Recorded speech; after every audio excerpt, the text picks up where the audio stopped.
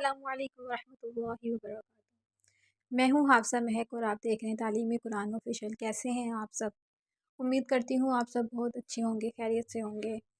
رب کریم سے میری خاص دعا ہے کہ اللہ تعالیٰ آپ پر اپنا رحم کرے، اللہ تعالیٰ آپ کو سلامتی دے کہ آپ بہت اچھا اور نیک کام کر رہے ہیں۔ میرے چینل پہ آپ کو خوش آمدید۔ رب کائنات کی میں بہت بہت شکر گزار ہوں، شکر اللہ کا کہ اس نے مجھے توفیق دی ہے قرآن پاک سکھانے کی۔ اللہ تعالیٰ آپ کو بھی صحیح طریقے سے قرآن پاک سیکھنے کی توفیق دے اور زیادہ سے زیادہ لوگوں تک شیئر کرنے کی توفیق دے تاکہ باقی لوگ بھی آپ کی وجہ سے قرآن پاک اچھے طریقے سے پڑھ سکیں۔ تو چلیں شروع کرتے ہیں، اور شروع کرنے سے پہلے میں آپ کو بتانا چاہوں گی کہ تختی نمبر 4 ہم کل کر رہے تھے، ہم نے وہ لیسن بنایا تھا جس میں سے کچھ 3 لائنیں ہماری رہ گئی تھیں، وہ آج ہم پڑھنے کے بعد اپنا تختی نمبر 5 سٹارٹ کریں گے جس کا نام ہے تنوین۔ تو چلیں پھر شروع کرتے ہیں۔ اعوذ باللہ من الشیطان الرجیم، بسم اللہ الرحمن الرحیم۔ پیج کے سٹارٹ میں دیکھیں ہم پڑھیں گے زال، زال زبر زا۔ تو ہم زال کیوں پڑھیں گے، کس طرح سے پڑھیں گے؟ آپ کو پتہ ہے کس طرح سے پڑھا جاتا ہے؟ میں نے آپ کو اس کی ادائیگی کا طریقہ بتایا ہے آپ کو کہ زال ادا کرنے کا ایک خاص طریقہ یہ ہے کہ زبان کی نوک کو دونوں دانتوں کے نیچے رکھ کے پڑھنا ہے، دونوں دانتوں کے درمیان میں یعنی کہ سینٹر میں رکھیں اور پھر ادا کریں زال، زال زبر زا۔ ہم نے دانتوں کو جوڑ کے نہیں پڑھنا جس طرح زا ادا کیا جاتا ہے، زا زا کر کے نہیں پڑھنا ہم نے کہ ز کی آواز نہ آ سکے، ہم نے زال پڑھنا ہے۔ دونوں دانتوں کے درمیان میں زبان رکھیں اور پریکٹس کریں زال، زال زبر زا، زال زیر زی، زال پیش زو۔ اسی طرح ہم سا پڑھیں گے جس طرح ہم نے زال پڑھا تھا، سا زبر سا، سا زیر سی، سا پیش سو۔ فا زبر فا، فا زیر فی، فا پیش فو۔ واو زبر وا، واو زیر وی، واو پیش وو۔ با زبر با، با زیر بی، با پیش بو۔ میم زبر ما، میم زیر می، میم پیش مو۔ آگے ہم شروع کرتے ہیں تختی نمبر 5 تنوین۔ تنوین کیا ہوتا ہے چلیں میں آپ کو سکھاتی ہوں۔ 2 زبر 2 زیر 2 پیش کو تنوین کہتے ہیں، اور یہ جو تختی ہے یہاں سے تنوین کی مشق کروائی جاتی ہے، یعنی گننے کی مشق کروائی جاتی ہے۔ گننا کیا ہوتا ہے؟ گننا ناک میں آواز چھپانے کا نام ہے۔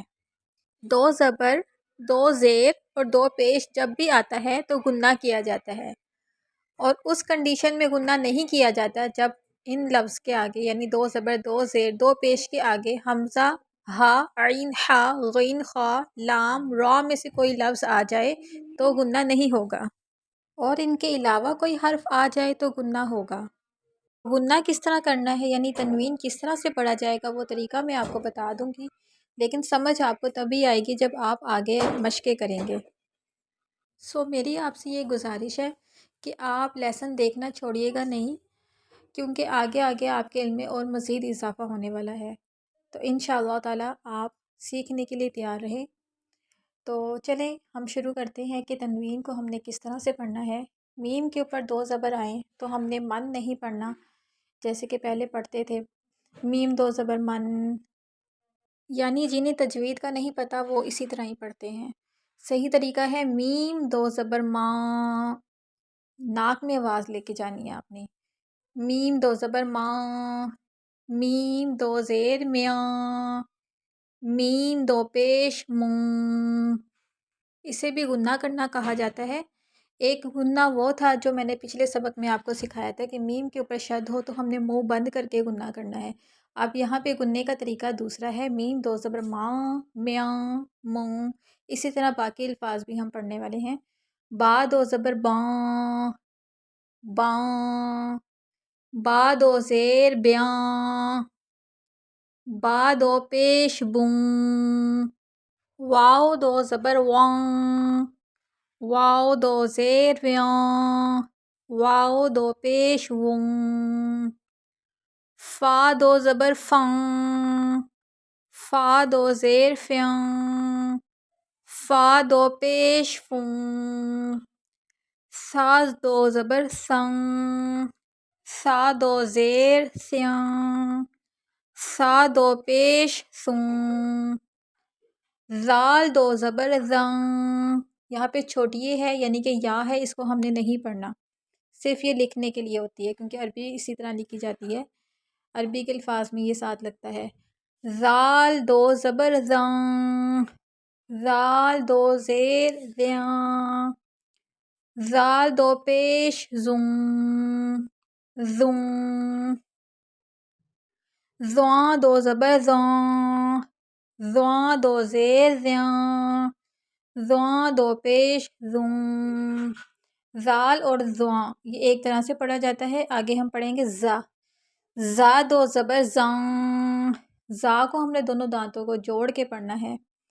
زا دو زبر زاں، زا دو زیر زیاں، زا پڑھتے ہوئے ز کی آواز آنی چاہیے۔ تختی نمبر 5 کا اگلا حصہ بھی باقی ہے، تو انشاءاللہ تعالی ہم وہ کل پڑھیں گے۔ تب تک کے لیے آپ مجھے اجازت دیں اور اپنا بہت زیادہ خیال رکھیں۔ جاتے ہوئے میں ایک سوال چھوڑ کر جانے والی ہوں، سو پلیز آپ نے اس کا جواب دینا ہے کمنٹ میں کہ what is the definition of گنہ، یعنی کہ آپ نے کمنٹ باکس میں مجھے بتانا ہے کہ گنہ کیا ہے، یا یہ بتا دیں کہ گنہ کس طرح کیا جاتا ہے۔ غنہ اور اخفا ایک ہی ہوتا ہے، یا صرف آپ یہ بھی بتا سکتے ہیں کہ تنوین کسے کہتے ہیں۔ اگر آپ کا کوئی بھی سوال ہو یا کسی چیز کی آپ کو سمجھ نہ آئی ہو تو آپ اپنا سوال کمنٹ باکس میں کر سکتے ہیں، میں انشاءاللہ تعالی اس کا رپلائی ضرور کروں گی۔ فی امان اللہ، السلام علیکم ورحمۃ اللہ وبرکاتہ۔